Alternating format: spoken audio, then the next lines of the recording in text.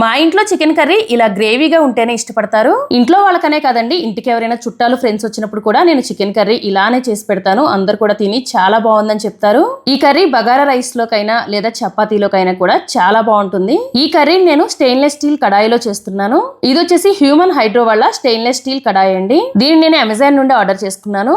ఈ కడాయిలో చాలా రకాల సైజెస్ కూడా ఉన్నాయి. ఇది విత్ లిడ్ వస్తుంది, వితౌట్ లిడ్ కూడా వస్తుంది. ఈ కడాయి క్వాలిటీ అయితే చాలా బాగుందండి. ముందుగా కడాయిలో 3 టేబుల్ స్పూన్ ఆయిల్ వేసుకోండి.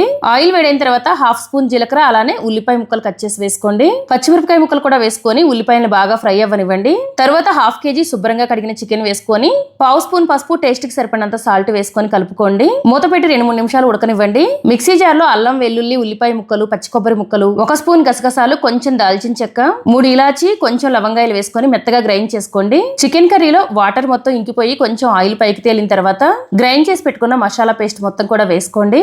ఇప్పుడు ఈ మసాలా పేస్ట్ మొత్తం కూడా పచ్చివాసన పోయే వరకు 2-3 నిమిషాల పాటు బాగా ఫ్రై చేసుకోండి. తర్వాత దీనిలో 1/2 గ్లాస్ వరకు వాటర్ వేసుకోవాలి. నేను ఇక్కడ మిక్సీ జార్ లో వాటర్ వేసి వేస్తున్నాను. ఇప్పుడు దీనిలో 1 స్పూన్ వరకు ధనియాల పొడి, మీ రుచికి తగినంత కారం కూడా వేసుకొని ఒకసారి కలుపుకొని మూత పెట్టుకొని చికెన్ మెత్తగా ఉడికే వరకు ఉడికించుకోండి.